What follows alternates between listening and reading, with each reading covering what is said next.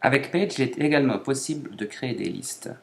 Pour qu'on voit mieux ce qui se passe, on va afficher la mise en page, comme ça on a les marges, et on va afficher également les caractères invisibles.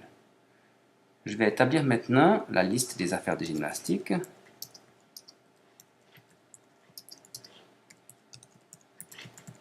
Voilà, 2 points. Retour à la ligne. Je vais débuter ma liste ici, donc j'ouvre l'inspecteur de texte, c'est le quatrième ici. Et dans l'inspecteur texte, le deuxième onglet, c'est l'onglet liste. Vous pouvez choisir le type de liste que vous voulez. Alors on va choisir un élément simple. Les puces de texte, ce sont simplement un petit rond qu'on met au début de chaque élément de la liste. Alors je choisis puce de texte. On voit la première puce qui s'affiche ici. Vous avez la possibilité d'aligner en hauteur, déplacer vers le haut ou vers le bas, de choisir une puce plus ou moins grande ici. Moi, ce qui m'intéresse ici, ce sera le retrait. Je peux imaginer d'avoir ma liste qui est un petit peu en retrait par rapport aux marges du document.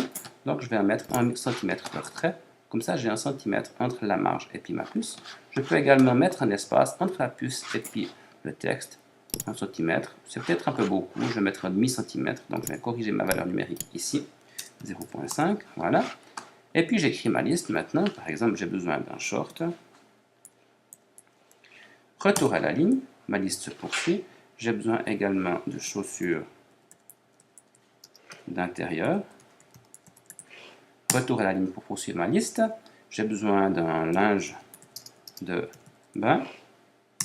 Et puis d'un savon, par exemple. Je retourne à la ligne. Et là, j'ai encore une puce qui s'affiche alors que ma liste elle est terminée. Pour terminer ma liste, j'ai deux possibilités.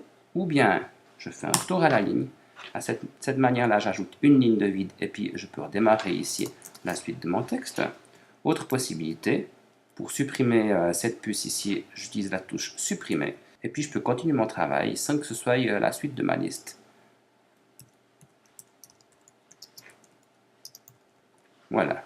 Je peux également modifier le format de cette liste. Alors là, j'ai mon curseur qui est sur la dernière ligne. Vous remarquez ici qu'il n'y a pas de liste ici. Par contre, si je viens sur ces 4 lignes ici, vous avez le format de la liste. Et sur la première ligne, ce n'est pas non plus une liste. Donc, je sélectionne les 4 lignes de ma liste ici. Je peux choisir un autre type de puce, par exemple des petites étoiles. Je peux choisir une taille plus grande pour mes puces ou plus petite. Je vais choisir plus grand, on va dire que ça fait 150% par exemple, voilà. Je peux choisir une autre couleur pour mes puces, je vais faire des puces rouges par exemple.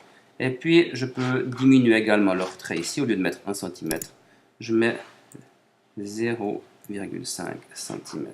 Voilà, ma liste elle a été mise en forme de cette manière-là, grâce à l'inspecteur du texte dans l'onglet liste.